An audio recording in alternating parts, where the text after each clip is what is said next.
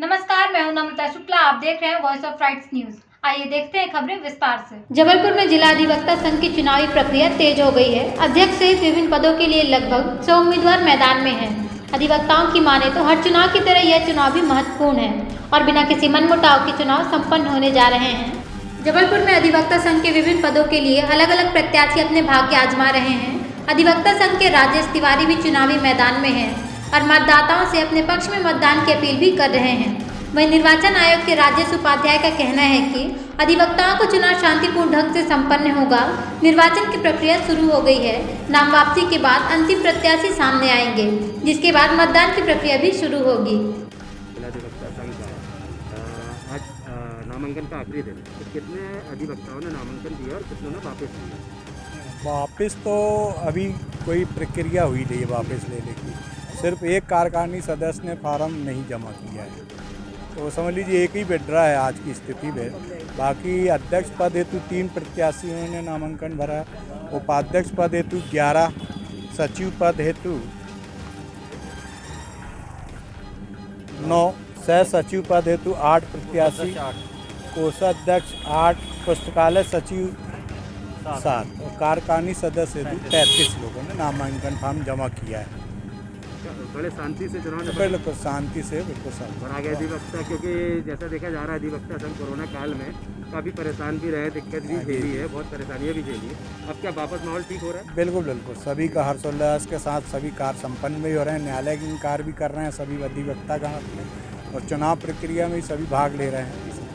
बड़ी शुभकामनाएं आपको हमारे मीडिया ग्रुप की तरफ से। धन्यवाद आपसे। चुनावी उत्सव, चुनावी महासंग्राम जैसा कि होता है, चाहे वो विधानसभा का हो, लोकसभा का हो या छोटी जगह का हो, मगर जिला अधिवक्ता संघ का जब चुनाव होता है तो एक महासंग्राम के रूप में होता है, जो कि हमारे एक परिवार का चुनाव है। यहाँ बिना किसी मनमुटाव के, बिना किसी भेदभाव के होता है। हम आज चुनाव में आपस में एक दूसरे के साथ लड़ते हैं, मगर चुनाव परिणाम के दूसरे दिन पुनः कंधे से कंधा मिलाकर वापस खड़े रहते हैं। जिला अधिवक्ता संघ के चुनाव में लगभग 100 प्रत्याशियों ने अपने भाग्य आजमाए हैं। उसके पहले मैं आपको बता दूं कि जिला अधिवक्ता संघ में 14 पोस्ट के लिए प्रत्याशी हैं। 14 पोस्टों में 7 जो होते हैं वो पदाधिकारी होते हैं और 7 कार्यकारिणी सदस्य होते हैं। उसके लिए लगभग 80 से 90 प्रत्याशियों ने अपने भाग आजमाते हुए यहाँ उपस्थित हुए हैं। और आज मतदान का नामांकन का आखिरी दिन था। आज के बाद में कल स्क्रूटनी होगी और स्क्रूटनी के पश्चात परसों जो है वो सबके नाम डिक्लेयर हो जाएंगे, कौन कौन चुनाव मैदान में अपने भाग आजमा रहा है। मैं जिला अधिवक्ता संघ का पूर्व सेक्रेटरी रहा हूँ इसके पहले, राजेश तिवारी, और इस चुनाव में आज मैंने नामांकन पुनः दाखिल किया। और आपके माध्यम से मतदाताओं से अपील है कि अगर 2 साल में उनको लगता है कि मैंने एक अच्छा काम किया है, उनके हित में हमेशा खड़ा रहा हूँ जब भी आवश्यकता हुई। मैं आपको बताना चाहूँगा, कोरोना काल जैसी विपदा आई है, 1.5 वर्ष जब पूरा देश बंद रहा है, उस वक्त भी हमारा न्यायालय चालू रहा है। माननीय सुप्रीम कोर्ट के आदेश, माननीय हाई कोर्ट के आदेश से कार्यवाहियाँ चलती रही हैं और हमारे अधिवक्तागण यहाँ उपस्थित होते रहे हैं। उस दरमियान भी मैं यहाँ उपस्थित रहा हूँ। मैंने लगभग 30 से 35 लाख रुपए बाढ़ के फंड से अधिवक्ताओं को उस समय कोरोना काल में वितरित किए। इसके अलावा अन्य सामग्रियाँ जो उनको आवश्यकताएँ हुई, दूसरा दवाओं के संबंध में, जब अधिवक्ता बहुत परेशान था, जब बेड नहीं मिलते थे और लोगों को अत्यंत परेशानियाँ उत्पन्न होती थी, तब मैंने स्वयं अधिवक्ता संघ के माध्यम से जाकर वहाँ उपस्थित हुआ, डॉक्टरों से बात करी, उनको बेड दिलाया।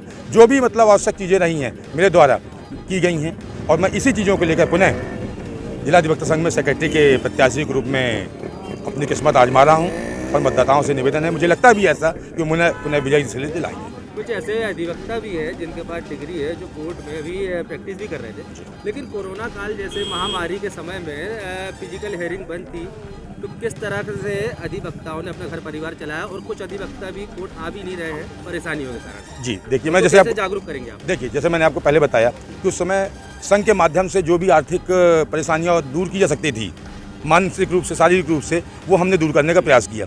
क्योंकि हमारा अधिवक्ता संघ कोई शासकीय संस्था तो है नहीं, शासकीय निकाय तो है नहीं। हमारे पास मद भी एक निश्चित होता है। ऐसा मद नहीं होता कि हमारे पास भरपूर रकम है और हम उनको दें। इसके बावजूद भी हमने बार काउंसिल से मांग की थी। बार काउंसिल ने हमारे लगभग 150 अधिवक्ताओं के लिए 5000 रुपये की मद उन्होंने पहले दी थी। वो 150 अधिवक्ताओं को हमने, चूँकि उस समय कोरोना काल में स्थितियाँ ऐसी थी कि हम उसमें से छाँटे कैसे, आवश्यकता सभी को थी, तो हमने लाठी सिस्टम अपनाया था। जितने भी फॉर्म आए थे उसमें लाठी सिस्टम के माध्यम से लगभग 100 अधिवक्ताओं को 5000 रुपये की राशि वितरित की थी। और उसका जितने भी फॉर्म बचे थे हमारे पास, 1112 जो भी थे, उनको हमने 3000 रुपये बाढ़ के माध्यम से प्रेषित किए थे। इसके अलावा उस समय माननीय एजी साहब थे सुरांग शेखर, उन्होंने हमको अत्यंत महत्वपूर्ण के रूप में किट उपलब्ध कराई थी, राशन की किट उपलब्ध कराई थी। और जिन भी अधिवक्ताओं को आवश्यकता उपलब्ध हुई वो भी हमने दूर करने का प्रयास किया है। उसके पश्चात कोरोना काल में सबसे मुख्य आवश्यकता है दवाइयों की। उस दवाइयों के लिए जैसे छोटा सा उदाहरण, रेमडेसिविर इंजेक्शन नहीं मिला करता था, एक गोली है वो गायब हो गई थी मार्केट से, फेविफ्लू। उस दवाइयों के लिए हम लोग ने स्पेशल मार्केट में गए, मार्केट में व्यापारियों से निवेदन किया और उनसे थोक मात्रा में लेके बाकी डिस्ट्रीब्यूट करवाया और अधिवक्ताओं को उपलब्ध कराई। तो प्रयास ये था। और जैसा कि आपका क्वेश्चन है कि कैसे जागरूक करेंगे आप अधिवक्ता वापस उपस्थित हों, तो हाई कोर्ट में तो ठीक है, हाई कोर्ट में सीनियर अधिवक्ता हैं जो वहाँ पर फिजिकल भी चल रही है और वर्चुअल भी चल रही है, मगर जिला न्यायालय में लगभग फिजिकल हियरिंग चालू हो चुकी है। और हमारे अधिवक्ता बहुत जो हैं बंधु हैं, छोटे भाई, बड़े भाई, सीनियर, वो धीरे धीरे रेगुलर आना चालू कर दिए हैं। कुछ समय के पश्चात आप देखेंगे जैसे जिला अधिवक्ता संघ पुनः एक प्रकार से सामूहिक रूप से परिक्षेत्र में जुड़ा हुआ था, वैसे ही पुनः अपने न्यायदान की प्रक्रिया में आगे बढ़ेगा। मीडिया